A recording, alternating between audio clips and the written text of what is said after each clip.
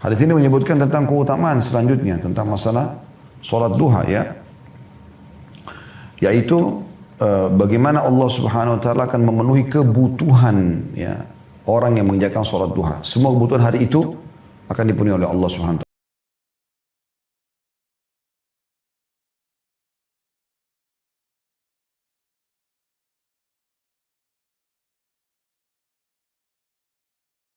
Maka kita akan langsung masuk ke bab ke-16 tentang anjuran sholat duha. Hadits pertama dalam bab ini, yaitu hadits nomor 664 dari awal kita belajar.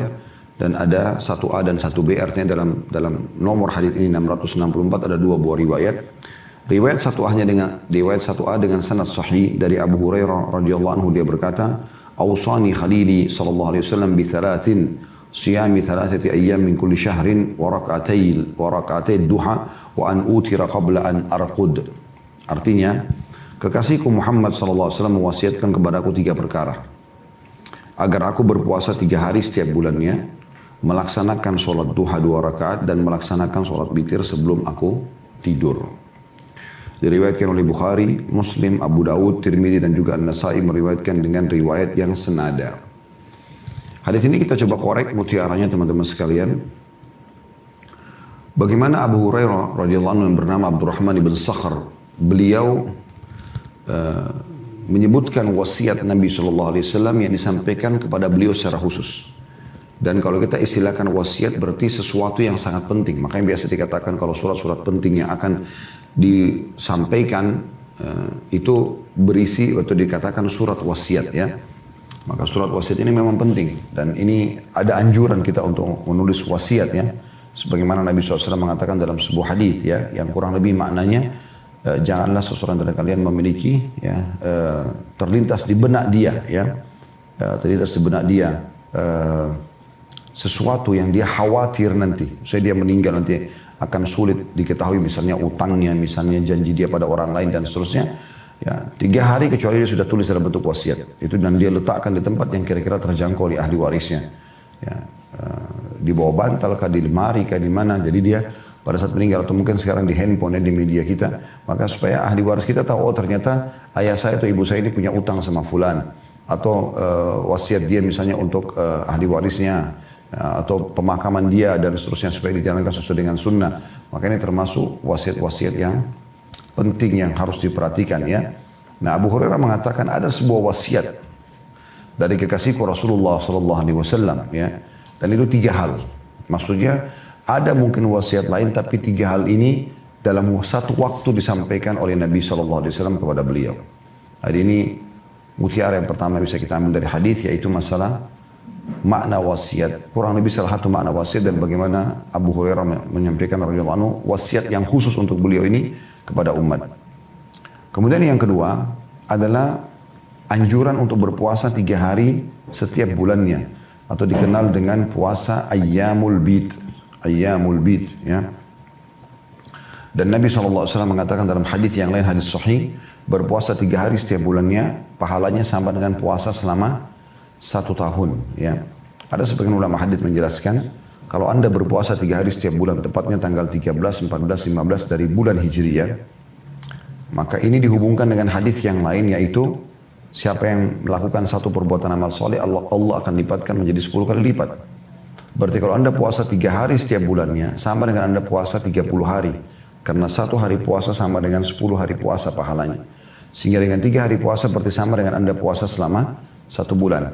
Kalau anda berpuasa melakukan ini dalam 1 tahun, ya, tentu selain Ramadan, karena Ramadan adalah puasa wajib, artinya 11 bulan, maka kurang lebih mendekati ya 1 tahun anda berpuasa. Ya.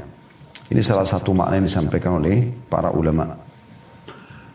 Dan kemudian ini tentu puasa sangat bermanfaat tentunya, terlepas daripada ada penelitian medis dalam masalah ini, tapi teman-teman sekalian, kita harus menyadari bahwasanya apa yang disampaikan oleh Nabi SAW atau Allah Subhanahu Wa Taala ya, dalam Al-Quran atau dalam hadis Nabi SAW ya, apa yang disampaikan oleh Allah Subhanahu Wa Taala dan apa yang disampaikan oleh Nabi SAW, semua ini teman-teman sekalian adalah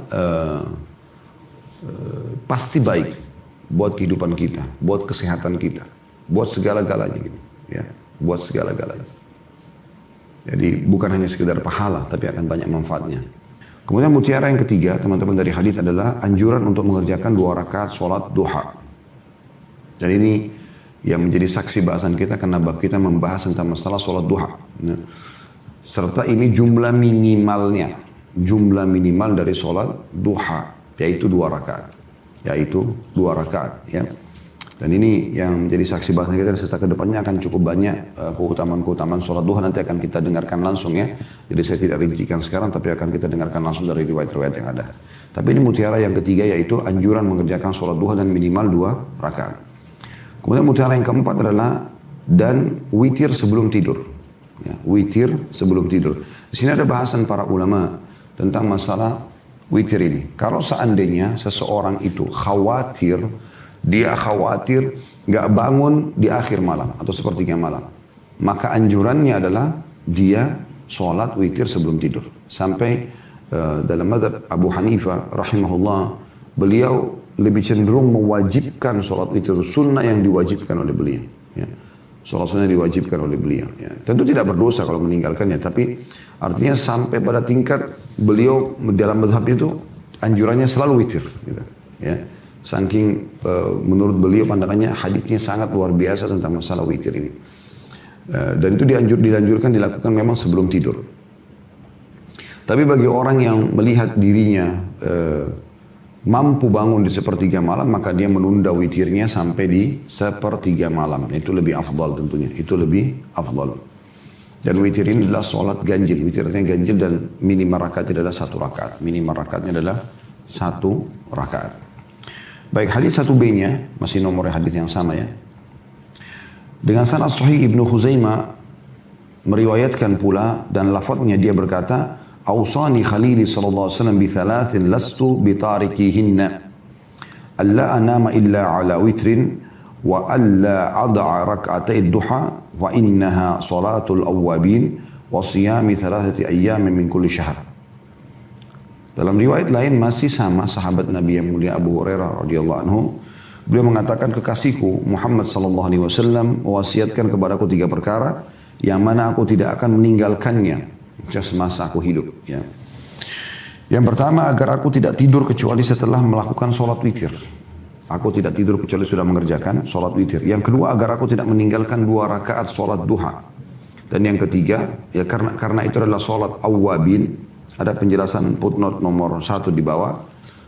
Penggalan al-awwabin mempunyai syahid atau saksi dari hadis Zaid bin Arqam diriwayatkan oleh Muslim dan lainnya. Dan ia juga memiliki riwayat-riwayat lain yang menguatkannya. Ya. Sebagaimana disebutkan juga dalam As-Sahihah oleh Syekh Albani nomor 1164. Ya. Kemudian yang ketiga adalah dan puasa 3 hari setiap bulannya.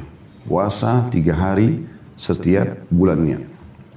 Baik, hadis ini teman-teman sekalian sama tadi ya sebelumnya menyebutkan tentang wasiat Nabi SAW kepada Abu Hurairah, dan Abu Hurairah radhiyallahu anhu menyampaikan kepada kita agar kita pun bisa menikmati ibadah ini dan meraih pahalanya gitu ya.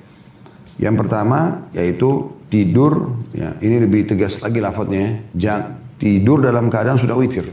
Jadi kalau yang riwayat pertama tadi tidur sebelum witir, kalau ini adalah tidur dalam keadaan witir, maksudnya sudah witir pastikan. Jadi mirip sebenarnya lafadznya, tapi ini lebih tegas ya masalah itu.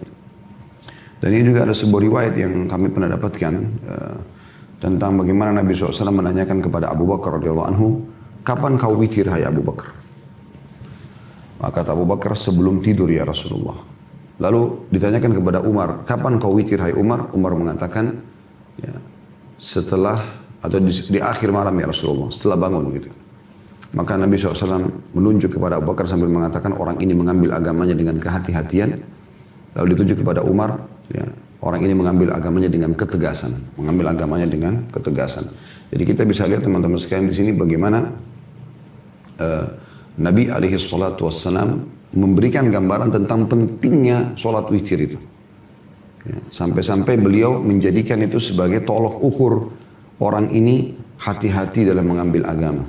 Artinya peka sekali ya, sampai-sampai tidak mau ketinggalan sholat witir tersebut. Abu Bakar di awal malam dan ya, Umar di akhir malam.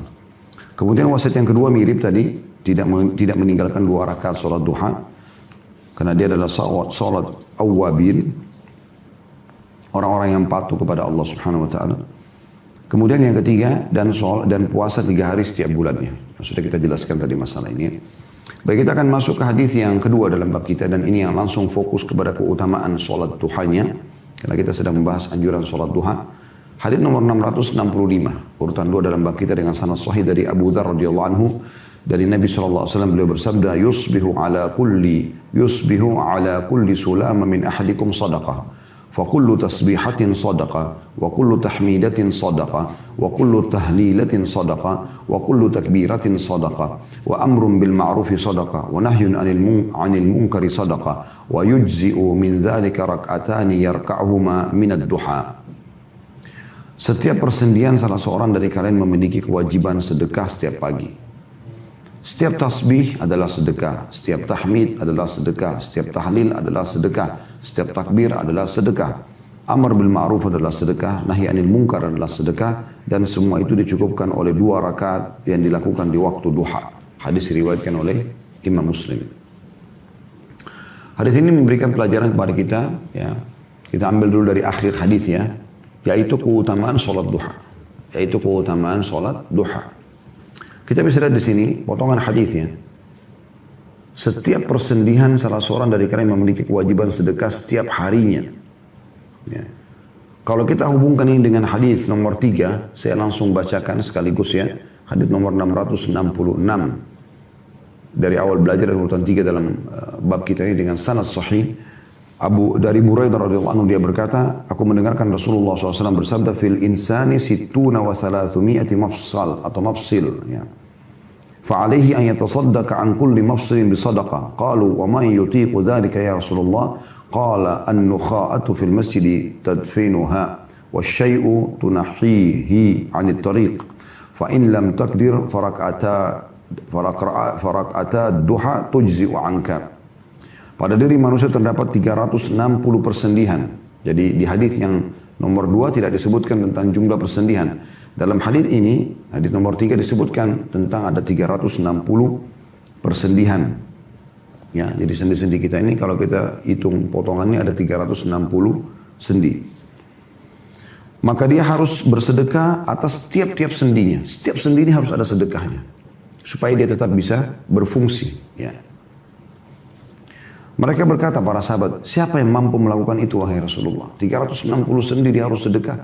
Artinya kalau jumlahnya 1.000 rupiah, 10.000 rupiah saja, sendi kan tidak mungkin, ya. Sendi itu bisa jutaan kalau sendi Anda patah satu, ya. Itu mungkin jutaan operasinya gitu, ya. Jadi nilainya mahal sekali sendi itu. Anggaplah kalau 1 juta, ya, berarti kita harus siapkan 360 juta gitu kan. Maka Nabi SAW mengatakan, kamu menimbun ludah orang di masjid adalah sedekah. Maksudnya kotoran di masjid.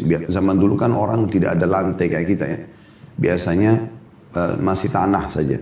Nah, ada orang-orang zaman dulu mereka meludah di masjid. Ini larangan, tidak boleh. Ya.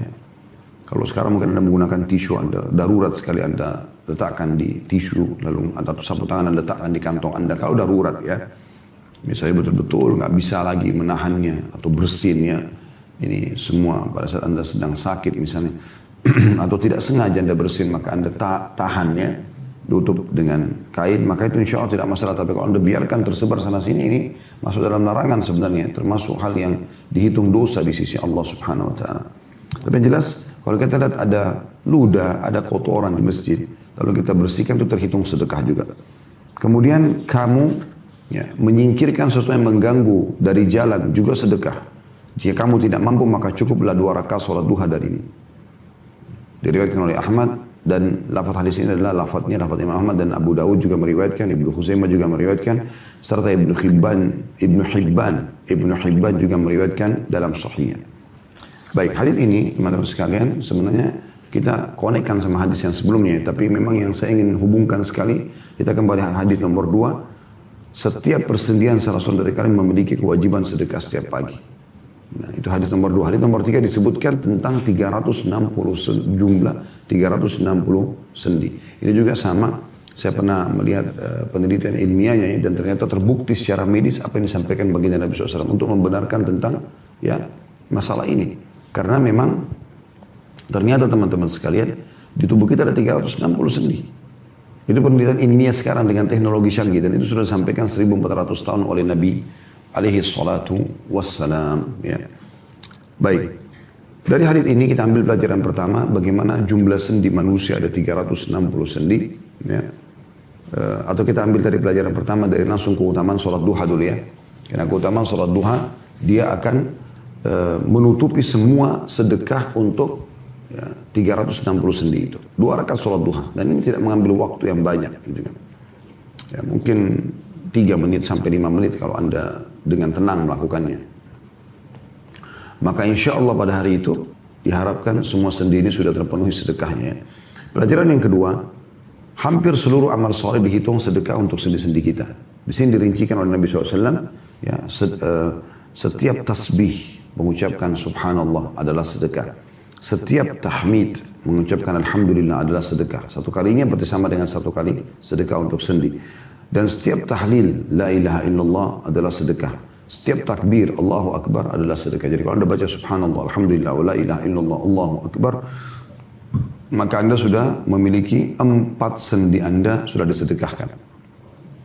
Yang anda lipat gandakan kalau ini mau dihitung tentang masalah ini ya. Tentu tanpa, kalaupun kita sudah sholat duha kan sudah terpenuhi 360 sendi itu. Tetapi ini ada pahalanya ya, bukan tidak ada pahalanya. Bukan cuma sekedar fungsi untuk bersedekah untuk sendi-sendi tersebut, tapi memang ini akan ada pahala tersendiri. Kemudian juga dikatakan dan amr bil ma'ruf, menyeru pada kebenaran, kebaikan, juga dihitung sedekah. Misalnya ada nasihatin orang, mengajak orang untuk sholat, untuk zikir, untuk berdoa, untuk bakti sama orang tua dan seterusnya. Melarang dari kemungkaran, mungkar semua yang agama larang juga sedekah. Apapun itu, ada nasihatin orang yang sedang salah. Ada orang merokok di jalan dan nasihatin, ada orang terbuka auratnya dan nasihatin. Ya, ini semua terhitung jenis-jenis amal yang bisa dihitung sedekah. Selain nilai pahalanya ada ya, dihitung sedekah untuk sendi-sendi kita. Ini kurang lebih ada disebutkan ya 6 jenis amal. Zikir, subhanallah, alhamdulillah, wa la ilaha illallah, Allah akbar, ini sudah 4. Masing-masing sedekah. Menyuruh pada kebaikan sedekah, sudah 5. Melarang dari kemungkaran juga sedekah sudah 6. Di hadis tadi nomor 3 ditambahkan yang ketujuh adalah menutupi ludah yang ada di masjid. Orang meludah sembarangan lalu kita bersihkan. Ataupun kotoran secara umum. Ya. Kemudian juga yang ke-8 ditambahkan di sini adalah memindahkan sesuatu yang mengganggu orang lain di jalan. Duri kah, batu kah, potongan kayu kah, yang kira-kira kalau orang lewat maka bisa berbahaya atau mengganggu mereka. Ini juga termasuk hal yang sangat ditekankan sekali, ya, sangat ditekankan sekali. Ya. Ada sebuah hadis yang berbunyi kata Nabi SAW, aku diperlihatkan salah satu dari umatku yang menikmati surganya, gitu kan? Fasilitas surga yang ada hanya karena pernah memindahkan sesuatu yang berbahaya dari jalanan yang bisa mengganggu orang lain. Ya. Maka itu punya keutamaan tersendiri dalam amal ini. Dan kata Nabi SAW, iman itu sekian 60 sekian tingkatan, yang tertinggi la ilaha illallah dan yang paling terendah adalah memindahkan sesuatu yang berbahaya dari jalan. Jadi kalau anda lihat ada batu yang kira-kira batu ini nanti kalau diinjak oleh mobil atau motor malah bisa terlempar dan kena rumah orang atau terkena orang lain, anda berhenti sebentar, pindahkan itu ya. Atau anda mungkin potongan kayu atau ada duri ya. Ini adalah ibadah dan bagian daripada tanda-tanda keimanan dan ini ciri khas kaum muslimin. Baik, jadi hadits ini teman-teman kita ambil keutamaan yang pertama yaitu tentang sholat duha, keutamaan sholat duha. Karena dia bisa menutupi 360 sendi sedekah untuk itu. Yang kedua, adanya atau setiap amal-amal dari zikir kepada Allah SWT seperti mengucapkan subhanallah tadi, alhamdulillah, wa la ilaha illallah, Allahu akbar, kemudian menyuruh pada kebaikan, melarang kemungkaran, membersihkan kotoran dari masjid. Kemudian juga memindahkan sesuatu yang berbahaya dari jalan, semua dihitung sedekah di sisi Allah Subhanahu wa taala. Selain memang itu setiap daripada amal ini punya keutamaan tersendiri ya. Punya keutamaan sendiri gitu. Ya. Seperti misalnya hadits Nabi SAW sampai membaca subhanallah 100 kali sebelum terbit matahari dan sebelum terbenam matahari, maka dia akan mendapatkan pahala seperti yang memiliki atau lebih afdal daripada memiliki 100 ekor unta ya.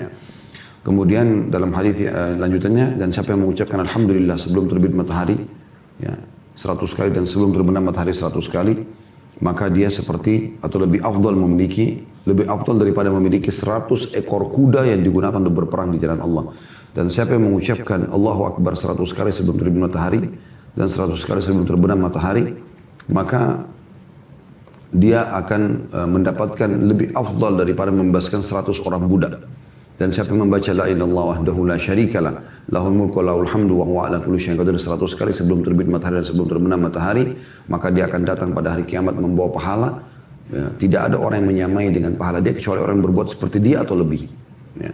Ini keutamaan yang sangat luar biasa dari zikir-zikir. Dan memang pernah ada seseorang yang Nabi SAW wasiatkan kepada beliau dari sahabat Nabi, ya, maukah engkau aku ajarkan amalannya lebih baik daripada semua amal yang lain.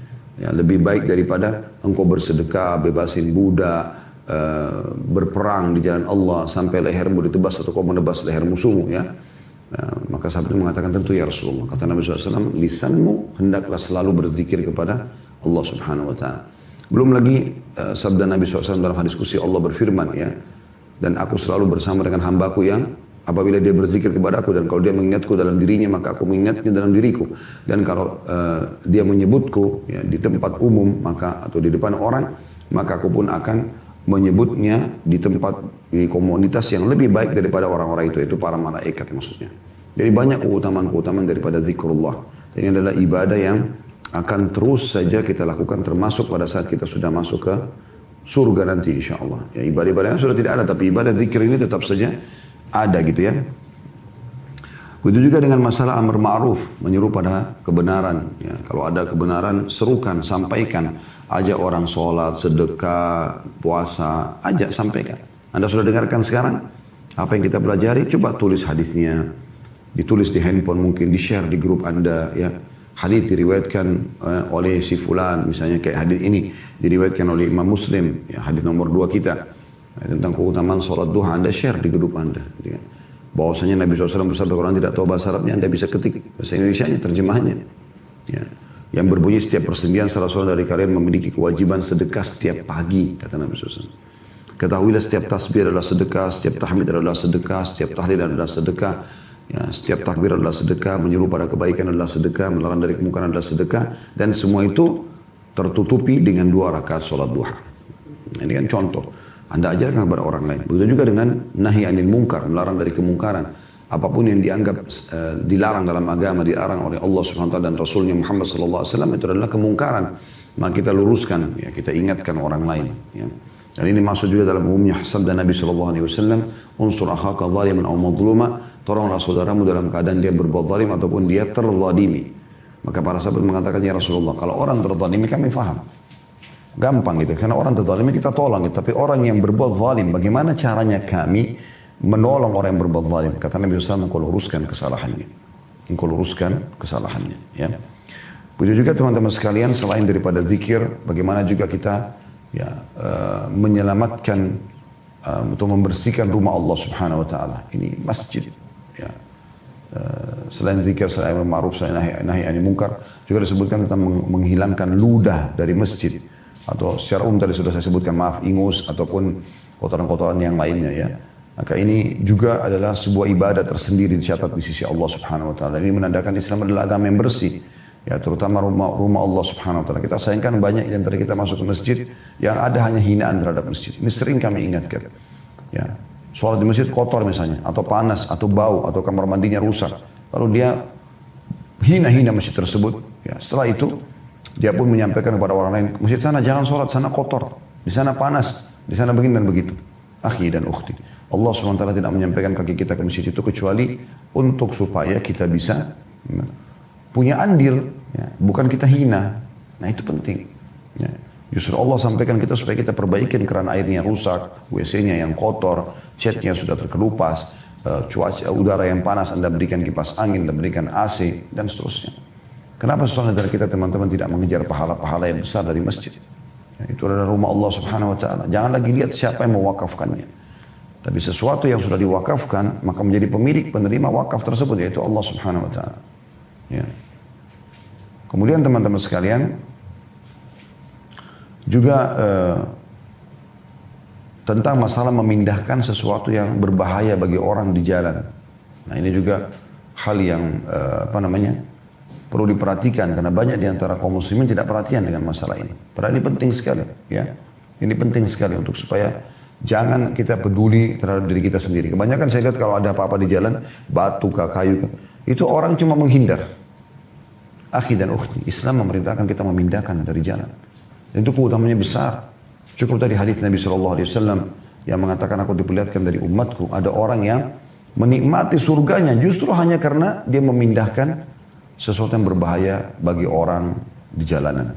Dari Abu Darda radhiyallahu anhu, dia berkata, "Awsani habibi sallallahu alaihi wasallam bi thalathin lan ada'hunna ma ishtu bi siyami thalathati ayyam min kulli shahrin wa salati ad-duha wa alla anama illa ala witrin."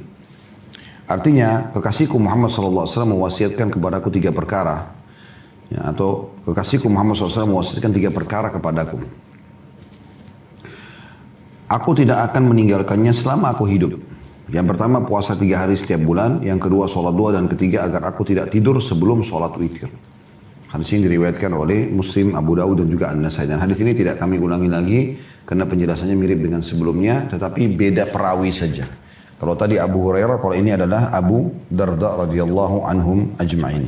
Kita langsung pindah teman-teman ke hadis selanjutnya 668, urutan 5 dalam bab kita dengan sanad hasan sahih. Dari Abdullah bin Amr bin As radhiyallahu anhu, dia berkata, "Ba'athani Rasulullah sallallahu alaihi wasallam sariyatan faghanimu." Maaf, saya ulangi. "Ba'atha Rasulullah sallallahu alaihi wasallam sariyatan faghanimu. Wa asra'u ar-raj'ah. Fatahaddatha an-nasu bikurbi magzahum wa kathrati ganimatihim wa sur'ati raj'atihim. Faqala Rasulullah SAW, ala adullukum ala aqraba minhu magzan wa akthara ganimatan wa awshaka raj'atan man tawadda'a thumma ghada ila al-masjid li subhati ad-duha wa huwa aqrabu minhum magza wa aktharu ganimatan wa awshaku raj'ah." Artinya, Rasulullah SAW pernah mengutus bala tentara. Ya. Maka mereka berhasil meraih harta rampasan perang. Mereka pulang dengan segera. Lalu orang-orang membicarakan dekatnya tempat perang dan banyaknya harta rampasan mereka dan kepulangan mereka yang cepat. Jadi ada 3 hal mereka dapatkan ya. Mereka pergi berperang yang diperintahkan Nabi SAW. Lalu mereka menang. Mereka dapat harta rampasan perang dan mereka juga sangat cepat tiba kembali ke Madinah. Maka Rasulullah SAW bersabda, "Maukah kalian aku tunjukkan tempat perang yang lebih dekat dari mereka? Harta rampasan yang lebih besar dan lebih cepat kembalinya. Barang siapa yang berwudu kembali," ini tanda tanya tadi ya. Kemudian Nabi SAW mengatakan, langsung menjawab sendiri, "Barang siapa yang berwudu kemudian berangkat ke masjid untuk melaksanakan sholat duha, maka dia tempat perangnya lebih dekat dari mereka, harta rampasannya lebih besar dan kembalinya lebih cepat." Diriwayatkan oleh Ahmad, diriwayatkan juga oleh Ibnu Lahiyah dan At-Tirmidzi dengan sanad yang jayyid. Hadis ini teman-teman memberikan keutamaan atau menyebutkan keutamaan lain daripada sholat duha. Selain daripada tadi memang wasiat Nabi SAW kepada sahabat-sahabat yang mulia seperti Abu Hurairah dan Abu Darda radhiyallahu anhum ajma'in. Juga yang kedua adalah dia menutupi ya, sedekah 360 sendi di tubuh kita ya, dengan 2 rakaat saja. Di sini keutamaan yang ketiga sholat duha, yaitu bagaimana Nabi SAW menyamakan bahkan menyatakan lebih afdal sholat duha itu dengan 2 rakaat yang dikerjakan, itu minimalnya, maka lebih afdal daripada pergi berperang. Ya, mengalahkan musuh, kemudian mendapatkan ghanimah gitu kan, dan pulang dengan cepat ke keluarga dengan selamat. Dan itu keutamaan sholat duha. Gitu kan. Nabi SAW jelaskan itu. Tidak usah jauh-jauh pikirkan pergi ke medan perang. Seakan-akan Nabi SAW katakan begitu. Ya. Tidak usah jauh-jauh berpikir tentang masalah banyaknya harta rampasan perang yang didapatkan. Tidak usah jauh-jauh berpikir tentang masalah cepatnya mereka keluar, hanya bergabung lagi sama keluarganya sehingga aman lagi. Ada yang lebih baik daripada itu semua. Yaitu kalian keluar, kemudian ke masjid, lalu kerjakan sholat duha, maka itu lebih cepat untuk kembali ke keluarga, lebih besar pahalanya daripada orang berjihad dan juga lebih baik daripada ghanimah yang didapatkan. Dan ini keutamaan tersendiri itu, dan ini keutamaan ketiga dari sholat duha. Ini Anda bisa bayangkan luar biasa. Dan di sini juga kita ambil pelajaran selain keutamaan sholat duha, ada anjuran untuk mengerjakan sholat duha, boleh di rumah, boleh di masjid. Ya. Itu sholat-sholat sunnah umumnya dikerjakan di rumah, tapi di sini hadis ini disebutkan tentang masalah, kalaupun orang sampai harus keluar dari rumahnya, maka dia mampir sebentar ke masjid untuk sholat duha. Ya. Kemudian selanjutnya hadits nomor 6 dengan sanad hasan sahih. Tadi sudah kita sebutkan 3 keutamaan ya. Hadits nomor 669 dari awal kita belajar dari Abu Hurairah radhiyallahu anhu. Dia berkata, "Ba'atha Rasulullah SAW ba'than fa'a'adhamul ghanimata wa asra'ul karrata." Faqala rajul ya Rasulullah, "Ma ra'ayna ba'than qattun asra'a karrah wa la a'zama ghanimatan min hadzal ba'th." Qala, "Ala ukhbirukum bi asra'a karrata minhum wa a'zama ghanimah." رجل توضأ فأحسن الوضوء ثم عمد إلى المسجد فصلى فيه الغداة ثم عقب بصلاة الضحوة فقد أسرع القرة وأعظم الغنيمة. Rasulullah SAW mengirim para tentara, ini riwayat Abu Hurairah ya, radhiyallahu anhu. Kemudian mereka mengumpulkan antara pasukan perang yang besar sekali dan pulang dengan cepat, dengan selamat. Maka seseorang laki-laki berkata, "Ya Rasulullah, kami tidak melihat bala tentara yang lebih cepat kembali dan lebih besar harta rampasannya daripada bala tentara ini. Cepat sekali begitu keluar, menang, langsung pulang dan bawa harta rampasan perang dengan kemenangan." Maka Rasulullah SAW bersabda, "Maukah kamu aku beritahukan tentang seseorang yang lebih cepat pulangnya daripada mereka dan lebih besar harta rampasan perangnya?" Tanda tanya. Lalu Nabi SAW jawab sendiri, "Ialah seorang laki-laki yang berwuduk lalu dia membaguskan wuduknya kemudian berangkat ke masjid. Lalu dia ikut sholat, atau dia kerjakan sholat subuh, lalu dilanjutkan dengan sholat duha. Maka dia pulang lebih cepat dengan meraih rampasan lebih besar." Hadis riwayat Abu Ya'la dengan rawi-rawinya sanadnya adalah rawi yang sahih. Al-Bazzar Ibn Hibban juga menyebutkan atau meriwayatkan. Al-Bazzar menjelaskan bahwa riwayatnya dalam riwayatnya laki-laki tersebut adalah Abu Bakar radhiyallahu anhu. Hadis ini menyebutkan keutamaan yang sholat duha mirip dengan tadi ya, tentang masalah lebih baik daripada pergi berperang, mendapatkan harta rampasan perang. Hanya saja ada tambahannya di sini teman-teman sekalian, adalah bagaimana dihubungkan antara sholat duha dengan sholat subuh. Ya. Jadi Anda sholat subuh, duduk sampai waktu duha, lalu kemudian Anda sholat duha. Maka itu lebih afdal daripada jihad di jalan Allah Subhanahu Wa Taala dan juga lebih baik daripada membawa harta rampasan perang. Riwayat nomor 7 dalam bab kita hanya sanad saja dengan sanad sahih li ghairihi. Dan urutan 670 dari awal kita belajar. Hadis ini diriwayatkan juga oleh Tirmidzi dalam kitab Ad-Da'awat dari sunannya dari hadis Umar bin Khattab radhiyallahu anhu dan juga telah disebutkan sebelumnya. Kita langsung teman-teman masuk ke keutamaan yang kelima dari sholat duha, yaitu hadis nomor 8 dalam bab kita dengan sanad sahih. Nomor 671 dari awal kita belajar dari Uqbah bin Amir al-Juhani radhiyallahu anhu bahwa Rasulullah sallallahu alaihi wasallam bersabda, "Inna Allah azza wa jalla yaqul, ya ibna Adam, ikfini awwalan nahari bi arba'i raka'atin akfika bihinna akhira yaumik." Sesungguhnya Allah yang maha mulia dan juga maha tinggi berfirman, "Wahai anak Adam, cukupkanlah aku di awal siang dengan 4 rakaat, niscaya aku mencukupkanmu di akhir harimu." Diriwayatkan oleh Ahmad dan Abu Ya'la dan rawi-rawi salah satu sanadnya adalah rawi-rawi dalam kitab As-Sahih. Hadis ini menyebutkan tentang keutamaan selanjutnya tentang masalah sholat duha ya, yaitu bagaimana Allah Subhanahu Wa Taala akan memenuhi kebutuhan ya orang yang mengerjakan sholat duha. Semua kebutuhan hari itu akan dipenuhi oleh Allah Subhanahu Wa Taala. Hanya saja di sini ada tambahan rakaat. Kalau tadi hari-hari sebelumnya 2 rakaat, maka ini disebutkan 4 rakaat. Sebagaimana kita bisa lihat lafadznya, Allah Subhanahu Wa Taala berfirman ya, dalam hadis qudsi ini, "Wahai anak Adam, ya, cukupkanlah aku di awal siang dengan 4 rakaat." Maksudnya sholatlah kalian di awal pagi itu. Ya. 4 rakaat duha, maka aku akan penuhi kebutuhanmu semua di akhir itu atau di hari itu. Ini keutamaan tersendiri tentang sholat duha. Dalam riwayat yang setelahnya juga sama, kurang lebih keutamaannya. Hadis nomor 9 dalam bab kita dan ada 9A dan 9B. Dan urutan 672 dari awal kita belajar dengan sanad hasan. 9A dulu saya baca. Dari Abu Darda radhiyallahu anhu dan Abi Dzar radhiyallahu anhu, dia berkata, bahwa mereka berdua berkata bahwa Rasulullah SAW bersabda, "Anillahi tabaraka wa ta'ala annahu qala ya ibna Adam la tu'jizni min 4 raka'atin fi awalin nahar akfika akhirah." Demi dari Allah yang maha suci dan maha tinggi, dia berfirman, "Wahai bani Adam, jangan lemah dalam kurung malas melakukan sholat untukku 4 rakaat di awal siang, agar aku mencukupimu di akhir atau di akhirnya, ya. Diriwayatkan Tirmidzi dan dikatakan di sini hasan gharib. Al-Hafidh mengatakan pada saatnya terdapat Ismail bin Ayyash, akan tapi syaratnya adalah sanad orang Syam. Intinya dihasankan oleh Syalbani rahimahullah. Hadis ini mirip tadi ya. Kalau orang mengerjakan 4 rakaat sholat duha, maka dijamin oleh Allah SWT akan dipenuhi kebutuhannya semua pada hari itu. Sementara 9B-nya, sahih li ghairihi dari Ahmad meriwayatkan hanya dari Abu Darda radhiyallahu anhu dan semua rawi-rawinya adalah thiqat. Artinya ini cuma sanad saja. Begitu juga dengan hadis nomor 10. Ini juga cuma sanad saja dengan sanad sahih urutan 673 dari awal kita belajar. Diriwayatkan juga oleh Abu Dawud dari hadis Nuaim ibn Hammar. Ya. Baik, kita langsung masuk teman-teman sekalian. Hadis selanjutnya, keutamanya masih sama ya. Hadis nomor 11, sahih di ghairihi, urutan 674 dari awal kita belajar. Dari Abu Murrah At-Ta'ifi radhiyallahu anhu, dia mengatakan, aku mendengarkan Rasulullah sallallahu alaihi wasallam bersabda, qala Allah azza wa jalla, ya bani Adam, shalli li 4 raka'atin awwalan nahari akfika akhirah.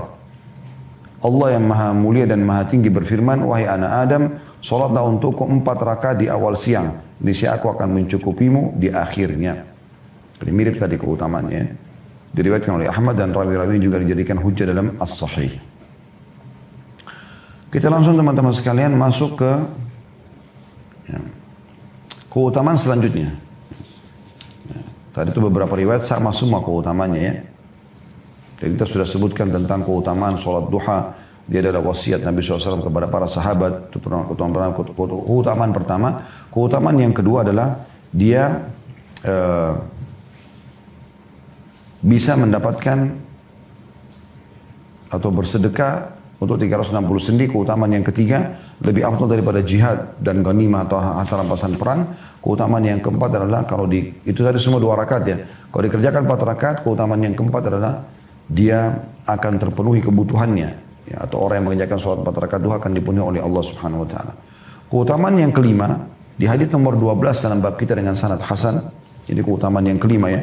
Dan urutan 675 dari awal kita belajar dari Abu Umamah radhiyallahu anhu bahwa Rasulullah sallallahu alaihi wasallam bersabda, man kharaja min baiti mutatahhiran ila salatin maktubah fa ajruhu ka ajril hajjil muhrim wa man kharaja ila tasbihid duha la yansibu illa iyyah fa ajruhu ka ajril mu'tamir wa salatun ala athari salatin la lagu bainahuma kitabun fil illiyin. Barang siapa yang keluar dari rumahnya dalam keadaan suci untuk melaksanakan sholat wajib, subuh, duhur, asar, maghrib, isya, maka pahalanya seperti pahala orang yang berhaji yang ihram.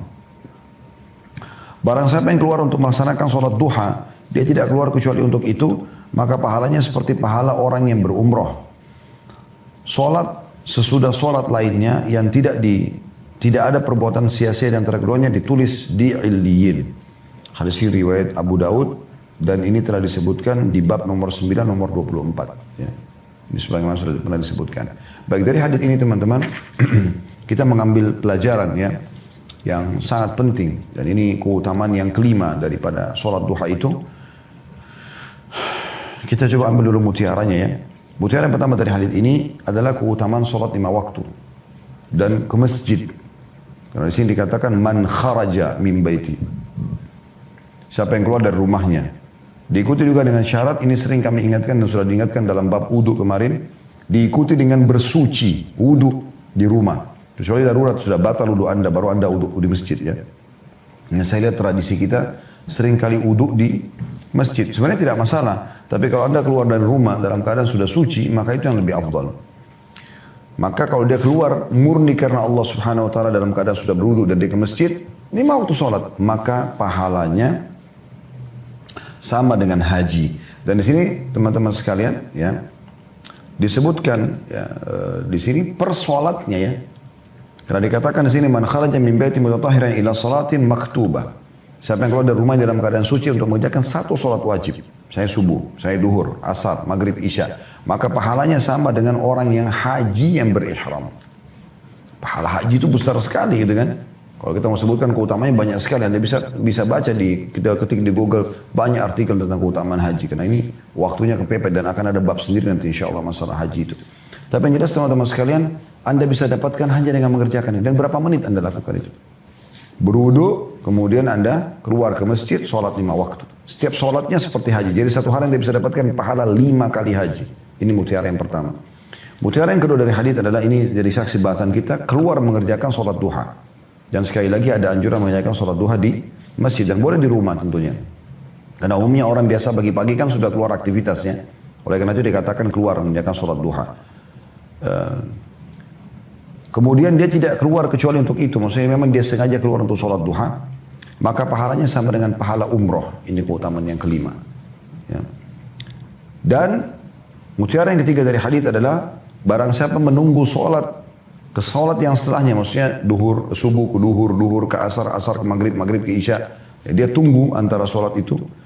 Dan tidak ada hal-hal yang sia-sia di situ. Ya. Dia hanya nunggu misalnya dari duhur ke asar. Dia cuma menunggu murni nunggu asar. Ya, saya dari asar ke maghrib, dia murni nunggu maghrib. Dari maghrib ke isya, murni nunggu isya. Nggak ada tujuan yang lain. Maka dia akan dicatat dalam Illiyin. Dan Illiyin sebuah kitab yang ada Allah SWT catatkan ahli surga. Ya, untuk ahli surga. Yang terakhir teman-teman, ini keutamaan yang keenam daripada sholat duha. Dan kita tutup dengan ini. Hadis nomor 13 dalam bab kita dengan sanad hasan. 676 dari awal kita belajar dari Abu Hurairah radhiyallahu anhu. Dia berkata, Rasulullah SAW bersabda, la yuhafidhu ala salatid duha illa awwab. Qala wahiyya salatul awwabin. Tidak menjaga salat duha kecuali awwab. Dan dia mengatakan, ia adalah salat awwabin. Diriwayatkan oleh At-Tabarani dan Ibnu Khuzaimah dalam sahih. Dan dia mengatakan tidak ada yang mendukung Ismail. Dan ini perkataan tentang masalah rawi ya. Tapi kita kembali kepada kesimpulan Syekh Albani, sanad ini adalah sanad yang hasan. Ada footnote di sini, di bawah disebutkan bahwasanya al-awwabin atau al-awwab satunya, kalau awwabin jamak ya, yaitu orang banyak kembali kepada Allah dengan taubat. Jadi kalau Anda sholat duha dan Anda rutinkan itu, la yuhafil, artinya menjaga, rutin, tiap hari, minimal 2 rakaat, kecuali awwab atau dia tergolong orang-orang yang suka taubat kepada Allah Subhanahu wa taala. Makanya diistilahkan dengan salat awwabin. Syekh Albani menyebutkan ya, mengatakan di surat diputar nomor 1, ini perlu kita garis bawah ya. Saya berkata hadits ini membantah orang-orang yang menamakan 6 rakaat yang mereka lakukan setelah maghrib dengan salat awwabin. Karena penamaan itu tidak berdasar dan sholat itu sendiri juga tidak berdasar. Sebagaimana ia telah dicantumkan dalam Dhaif At-Targhib kitab An-Nawafil bab 5. Artinya awwabin hanya istilah bagi orang yang sholat duha. Ya, mau 2 rakaat atau lebih. Intinya seperti itu. Ya. Tapi tidak benar menurut beliau orang yang mengatakan awwabin itu adalah sholat yang dikerjakan selepas maghrib 6 rakaat. Karena tidak berdasar sama sekali. Allahu a'lam.